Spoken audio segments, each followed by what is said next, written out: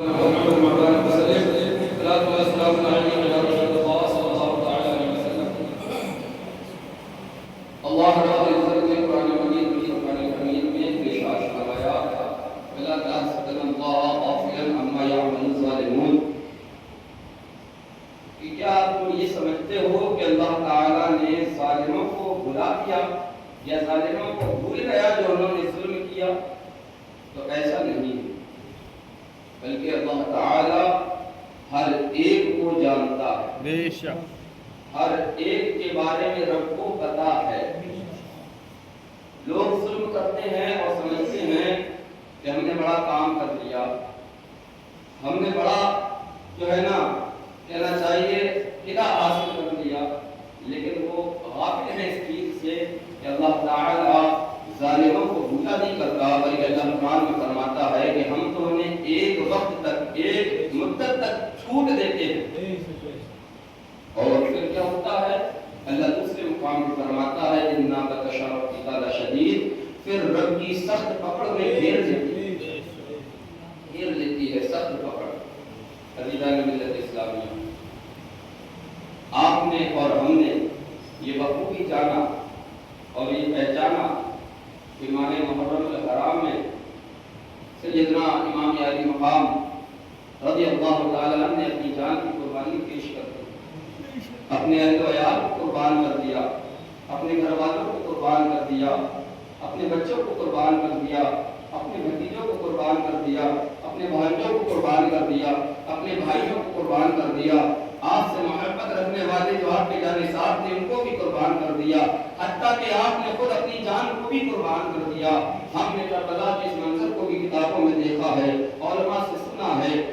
ہم اس کو سنتے ہیں اور دیکھتے ہیں۔ اللہ اکبر کبیرہ، ہمیں یہ تو معلوم ہے کہ کربلا میں بڑا ظلم ہوا ہے، ہمیں یہ تو پتا ہے کہ کربلا میں بڑا جو ہے نا زیادتی کی گئی ہے، لیکن کیا ہم نے کبھی اس چیز کی طرف بھی نظر دوڑائی کہ کربلا کے بعد کیا ہوا؟ کربلا تک تو ہم جانتے ہیں، سنتے رہتے ہیں، امام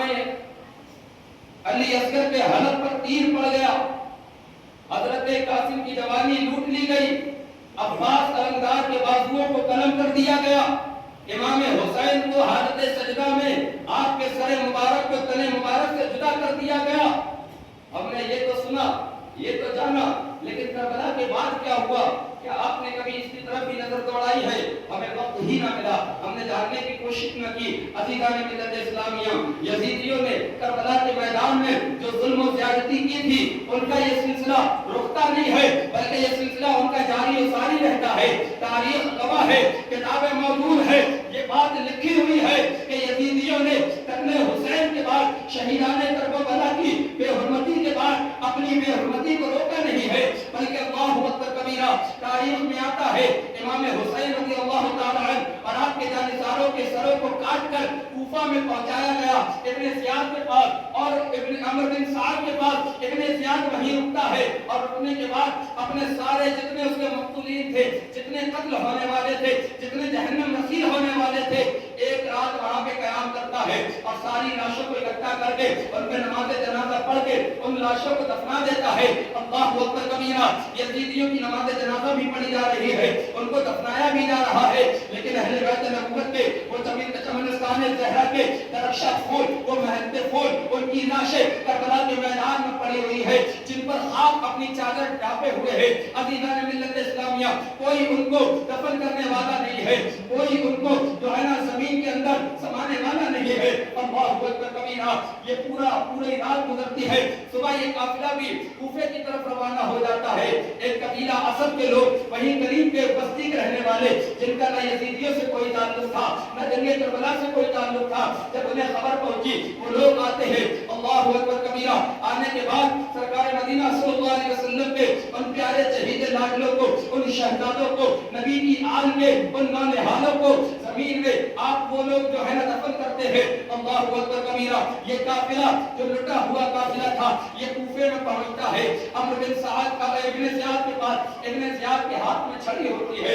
وہ چھڑی امام حسین کے لبوں پہ مارتا ہے۔ ایک صحابی رسول جو مصطفیٰ کریم کے غلام تھے وہاں موجود ہوتے ہیں، وہ کہتے ہیں اے عمرو بن سعد اپنی چھڑی کو سرکار امام حسین کے لبائے مبارک سے ہٹا لے، اس لیے کہ اللہ کی قسم میں نے دیکھا ہے مصطفیٰ بارہا ان لبوں کو چوما کرتے تھے، ان لبوں پہ بوسے دیا کرتے تھے، آقا علیہ السلام ان لبوں کو اپنے ہونٹوں سے مس کیا کرتے تھے، میں نے اپنی آنکھوں سے دیکھا ہے۔ اے عمرو بن سعد اپنی چھڑی کو ان ہونٹوں سے ہٹا لے۔ اللہ اکبر کبیرہ۔ یہ قافلہ جو ہے کوفہ سے پھر ملک شام کی جانب روانہ ہوتا ہے۔ ملک شام کا جو دارالحکومت تھا، جو دمشق کا اندر تھا، دمشق میں یزید موجود تھا۔ یہ قافلہ یزید کے دربار میں پہنچنے کے لیے تیار ہوتا ہے۔ عزیزان ملت اسلامیہ ذرا غور تو کرو، جب یزید کے پاس یہ خبر پہنچی ہے کہ یہ حسینی قافلہ ہمارے پاس آ رہا ہے، اس نے منادی سے ندا کروا دی پورے شام کو سجا دیا جائے، پورے بازاروں کو سجا دیا جائے، گھر گھر میں خوشیاں منائی جائے،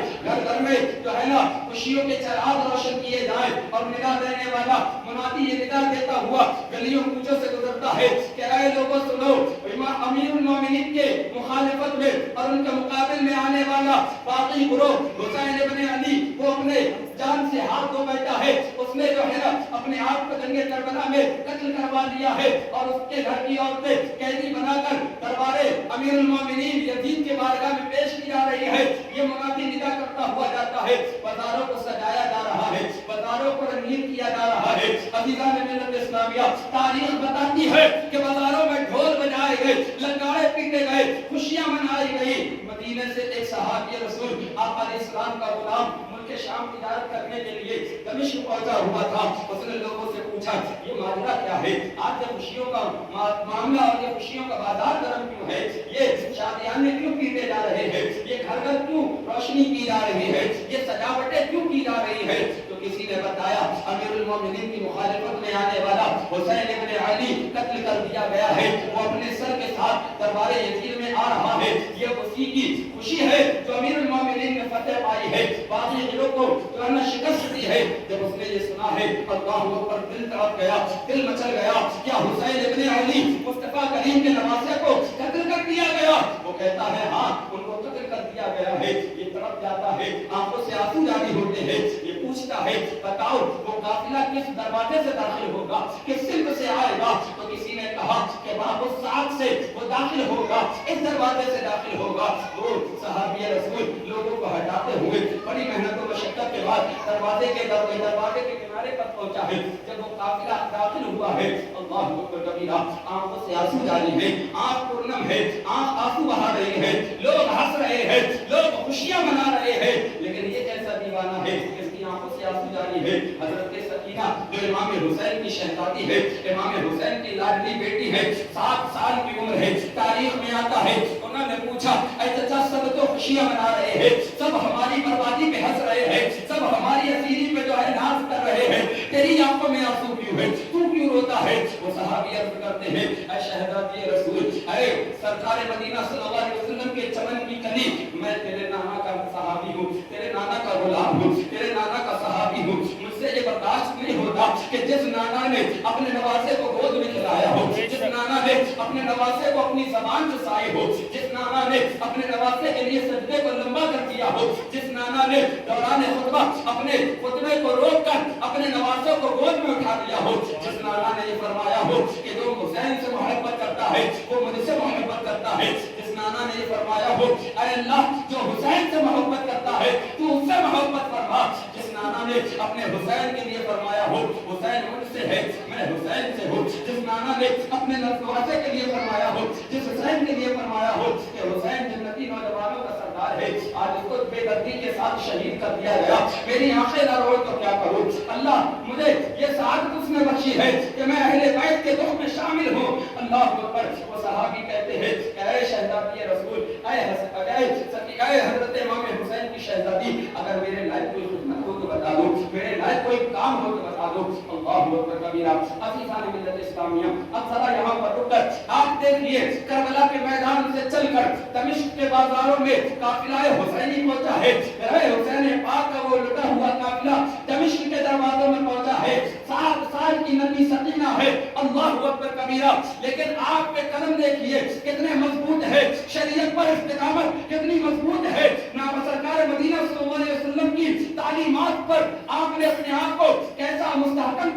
ہے وہ کہتی ہے حضرت سکینہ ان صحابی سے کہ اگر تم خدمت کرنا چاہتے ہو تو یہ جو ڈھول بجانے والے ہیں یہ جو تماشا کرنے والے ہیں ان کو ہم سے دور کر دو اس لیے کہ لوگ ان کی وجہ سے ہمارے اوپر نظریں ڈال رہے ہیں اور ہمارے گھر کی یہ تعلیم ہے ہمارے گھر کا یہ رواج ہے ہمارے گھر کا جو ہے نا کہنا چاہیے یہ کلچر ہے کہ ہمارے گھر کی خاتونوں کے قدموں کو مہر ماہ نے نہیں دیکھا ہے ہمارے گھر کی خاتونوں کے بالوں کو کبھی آسمان نے نہیں دیکھا ہے یہ غیر لوگ ہماری طرف نظریں بڑھا رہے ہیں لہذا ان ڈھول بجانے والوں کو ان تماشا کرنے والوں کو ہم سے دور کر دیا جائے تاکہ لوگ ادھر متوجہ ہو جائے اور ہماری طرف نظر اٹھانے سے بچ جائے اللہ اکبر کبیرہ ایک بھاری قیمت دے کے ان صحابی نے ان یزیدیوں کو ان تماشا کرنے والوں کو ان خاتون جنت کی شہزادیوں سے دور کر دیا اللہ اکبر کبیرہ جب یہ قافلہ یزید کے دربار میں پہنچا ہے جب امام حسین کا سر مبارک پہنچا تاریخ بتاتی ہے یزید رونے لگا اور کہنے لگا کہ اے حسین اگر تم ڈائریکٹ مجھ سے معاملہ کرتے تو شاید کہ بات یہاں تک نہیں پہنچتی اور علماء فرماتے ہیں کہ یہ یزید کی سیاست تھی وہ اچھا بننا چاہتا تھا قتل حسین کے داغ کو دھونا چاہتا تھا اس لیے وہ گر گر کے آنسو رونے لگا اللہ اکبر کبیرہ اور پھر تھوڑی دیر کے بعد جب امام حسین کا سر اس کے سامنے تھا تو اس کے ہاتھ میں بھی چھڑی تھی جو ابن زیاد نے کیا تھا وہی یہ کرنے لگا اس میں چھڑی تھی اور امام حسین کے ہونٹوں پر مس کرنے لگا وہاں بھی ایک سرکار کے صحابی موجود تھے انہوں نے فرمایا اے یزید کتنا بڑا تو بدبخت ہے کہ تو ان لبوں کو اپنی چھڑی سے مس کرتا ہے جن لبوں کو مصطفیٰ چومے کرتے تھے میں نے بارہا دیکھا ہے اللہ کی قسم سرکار مدینہ صلی اللہ علیہ وسلم ان لبوں کو چوما کرتے تھے تجھے غیرت نہیں آتی تجھے حیا نہیں آتی پھر یہ بات رکتی پھر یہ بات آگے بڑھتی ہے وقت جمعے کا آتا ہے دن جمعے کا آتا ہے حضرت امام حسین رضی اللہ تعالیٰ کے شہزادے سیدنا امام زین العابدین رضی اللہ تعالیٰ حالت بیماری میں ہیں جامع مسجد میں پہنچتے ہیں ادھر سے یزید آتا ہے اور آ کے سیدھے منبر پہ بیٹھ جاتا ہے اللہ اکبر کبیرہ ادھر سے اذان ہوتی ہے جب اذان شروع ہوئی مؤذن کہتا ہے اللہ اکبر اشہد اللہ الہ الا اللہ اشہد ان محمد رسول اللہ حضرت امام زین العابدین طرف جاتے ہیں اور کہتے ہیں کھڑے ہو کے اے یزید بتا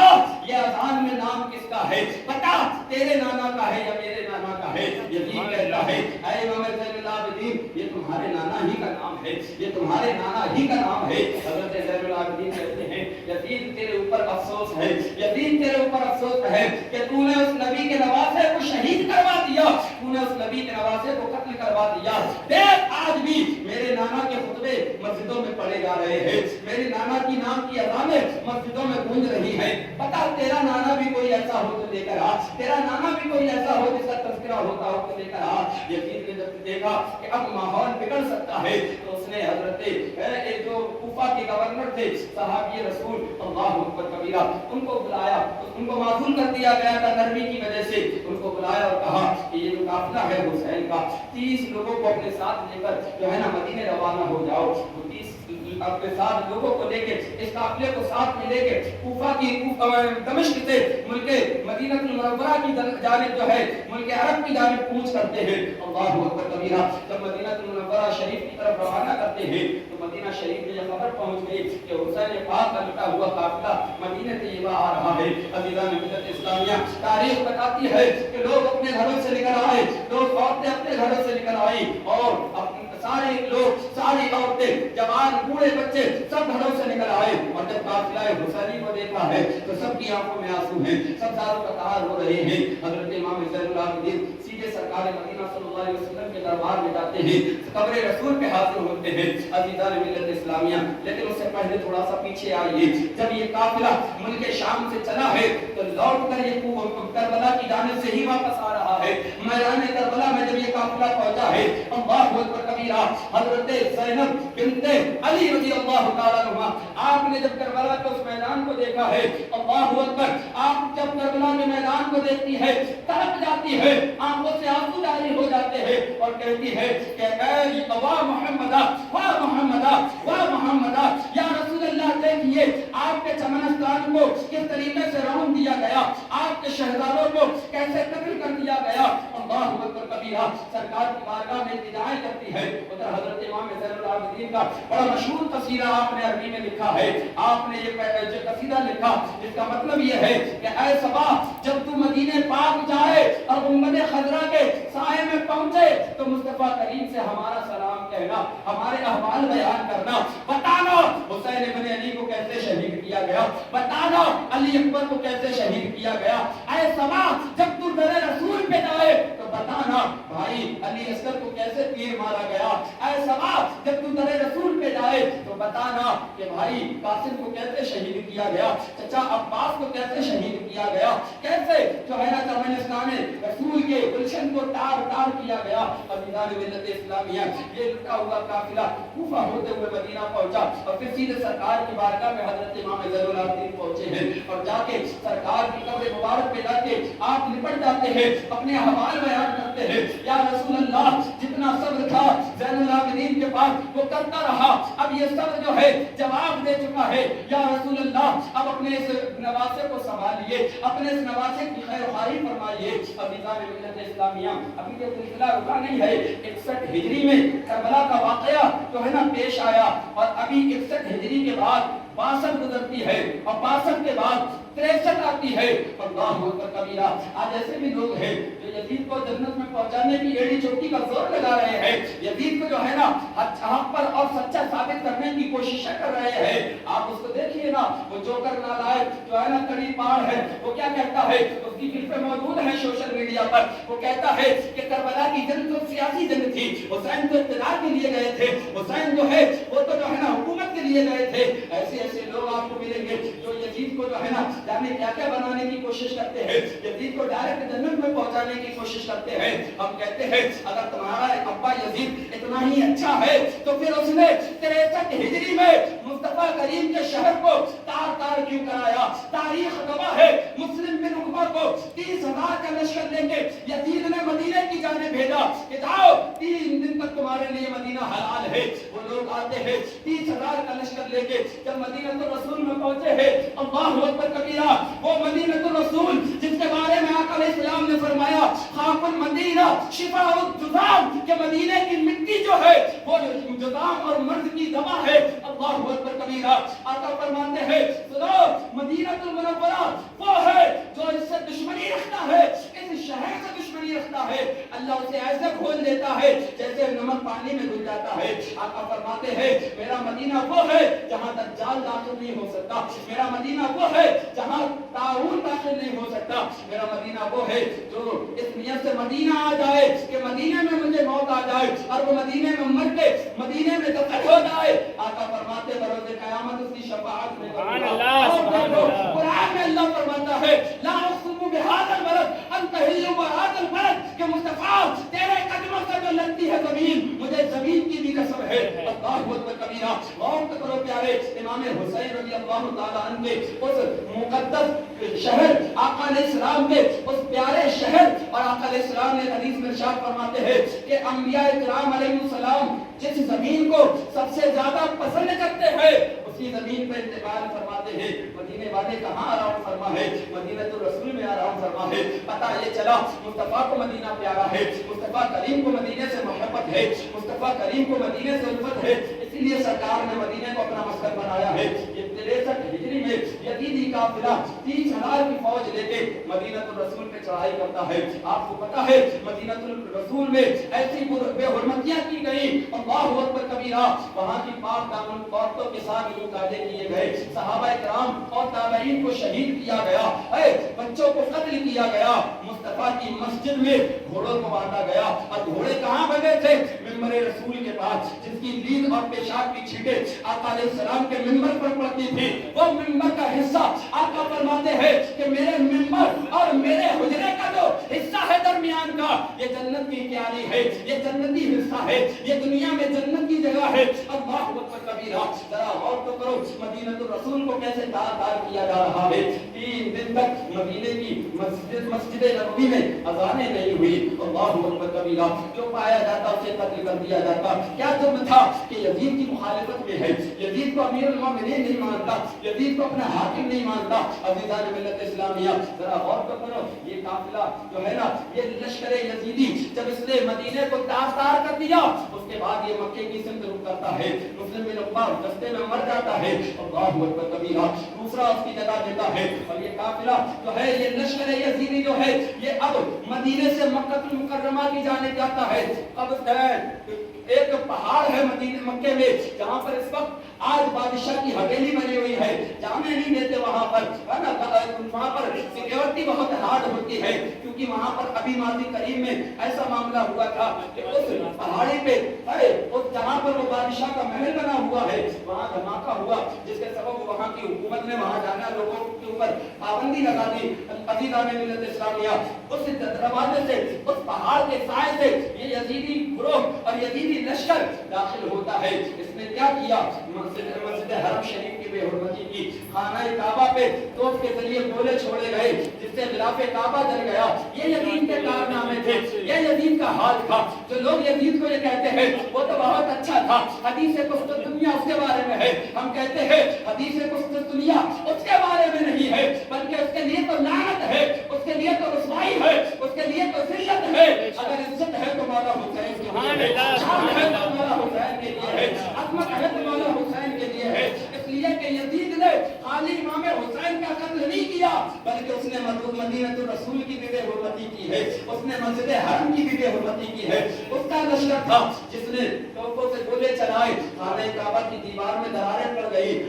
خانہ کعبہ کا غلاف جل گیا, کعبے میں آگ لگی. حضرت ابراہیم کی فدیے کے طور پہ جو دمبا جنت سے آیا تھا, ذبح کیا گیا تھا, اس کے سینگ خانہ کعبہ میں تبرک کے طور پہ لٹکے ہوئے تھے. جب خانہ کعبہ میں 63 ہجری میں آگ لگتی ہے, وہ مقدس سینگ بھی اسی آگ میں جل جاتے ہیں. عزیزان ملت اسلامیہ ذرا غور تو کرو, یزید کو کہتے ہو یزید بہت اچھا تھا, یزید بہت بہتر تھا, تو پھر یزید کے یہ سیاہ کارنامے کہاں لے کر جاؤ گے, یہ گندے کارنامے کہاں لے کر جاؤ گے, جہاں پر اس کے ہاتھوں حضرت امام حسین کے قتل کا خون لگا ہوا ہے اس کے ہاتھوں میں. وہی مدینہ الرسول کی بے حرمتی بھی اس کے دامن میں ہے. مدینہ الرسول کے بعد مکہ المکرمہ جو بیت اللہ ہے, اس کی بھی بے حرمتی اسی کے دامن میں ہے. اللہ اکبر کبیرہ. عزیزان ملت اسلامیہ ذرا غور تو کیجیے, یزید کی موت کیسے ہوئی. امام حسین کو تو سبھی جانتے ہیں, آپ نے سجدے میں اپنے سر کو قدم سے جدا کروا دیا, آپ نے آخری سجدہ رب کی بارگاہ میں کیا ہے, آپ نے اپنے رب کو راضی کرتے ہوئے اس دنیا سے رفتے سفر باندھا ہے. آپ دنیا سے گئے ہیں, اس حال میں گئے ہیں کہ آپ سرکار علیہ الصلوۃ والتسلیم کے شہزادے, جب حالت قضا آپ پر آئی ہے تو آپ نے اپنے سر کو بارگاہ رب العزت میں رکھ دیا ہے. حالت سجدے میں اللہ کی پاکی, اللہ کی تسبیح و تہلیل کرتے ہوئے گئے ہیں. یہ تو سب جانتے ہیں. ذرا یزید کو بھی دیکھو وہ کیسے مرا ہے, یزید کی بھی تو ذرا دیکھو. جو یزید کو اچھا بتانے کی کوشش کرتے ہیں, یزید کو بہتر بتاتے ہیں, یزید کے بارے میں جو ہے نا لوگ کہتے ہیں کہ وہ تو بخشا ہوا ہے, وہ تو جو ہے بڑا اچھا بادشاہ تھا, یہ تھا وہ تھا فلانا تھا دھماکہ تھا, پتہ نہیں کیا کیا کہتے ہیں. ہم کہتے ہیں تمہیں یزید کی محبت مبارک ہو, ہمیں حسین کی محبت کرنی ہے. ہم حسینی ہے تو ہم یہ عقیدہ رکھتے ہیں بروز قیامت ہمارا حال حسین پاک کے قدموں کے سائے ہوگا, ہمارا حال یزید کے ساتھ ہوگا. ذرا غور تو کرو یزید مرا کیسے تھا. لوگ تو سب جانتے ہیں شراب پینے والا تھا,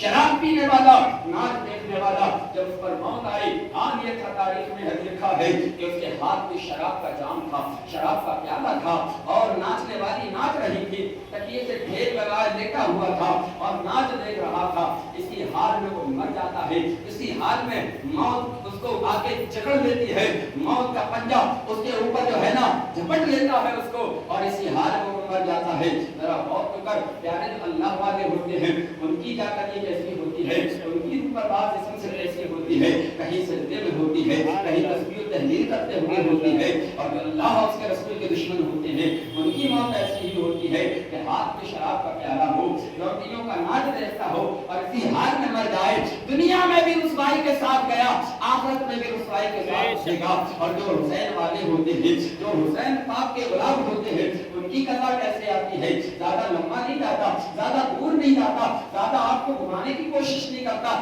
سیدھے سرزمین بریلی پہ لے کے چلتا. آج سے 7 سال پہلے, صرف 7 ایئرز پہلے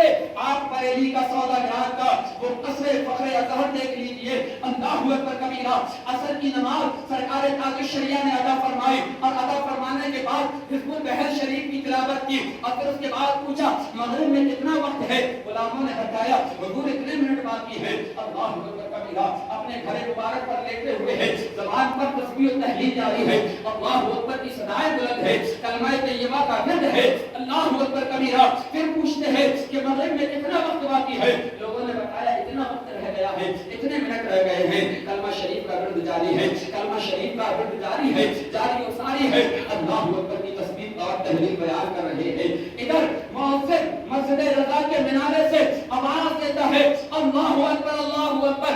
ادھر تاج الشریعہ بھی کہتے ہیں اللہ اکبر اللہ اکبر، اور جب ادھر اذان شروع ہوتی ہے ادھر غلام حسین کی روح قبض انصری سے برباد ہوتی ہے، ادھر ذکر اللہ ہوتا ہے، ادھر بھی زبان پہ ذکر اللہ ہوتا ہے، اور اس حال میں دنیا سے جاتا ہے اور کہتا ہوا جاتا ہے کہ اے لوگوں سنو اختر قادری خود میں چلیا خود باہر ہے قادری کے لیے جب غلام حسین ہوتا ہے وہ اس حال میں دنیا سے جاتا ہے کہ زبان پہ کلمہ بھی ہوتا ہے، رب کی تسبیح و تحلیل بھی ہوتی ہے، اور جو دشمن حسین ہوتا ہے وہ اس حال میں جاتا ہے کہ وہ شراب کے نشے میں دھت ہوتا ہے، وہ جو ہے نا ناچ گانے باتوں میں لگا ہوتا ہے، اس حال میں ہو جاتا ہے۔ یہ عزت والی دنیا سے جانا ہے اور وہ ذلت والا دنیا سے جانا ہے۔ عزیزان ملت اسلامیہ، یہ ہے کربلا کی بات۔ مختصر سے انداز میں مختصر سے وقت میں میں نے آپ کے سامنے تاریخ رکھنے کی کوشش کی۔ جب یزید مرا تو معاویہ بن یزید جو یزید کا بیٹا تھا، اس کا نام بھی معاویہ تھا،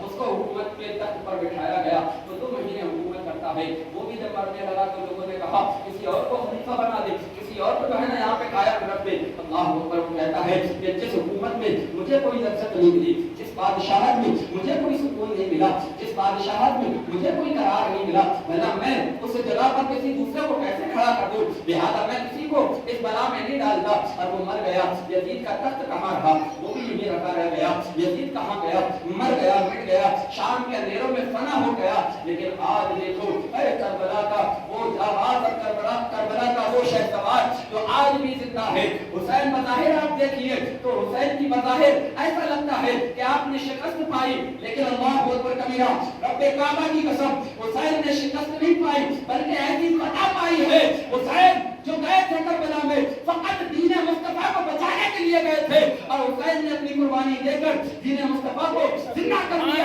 اور بچا لیا۔ اور کربلا سے لے کر آج پوری دنیا میں یہ آواز گونج رہی ہے اللہ اکبر کبیرہ، قتل حسین اصل میں مرد یزید ہے، اسلام زندہ ہوتا ہے۔ ہم سب کو غلامی حسین میں زندگی بخشے اور اسی غلامی میں ہم سب کو موت نصیب فرمائے۔ وما توفیقی الا باللہ۔ السلام علیکم ورحمۃ اللہ۔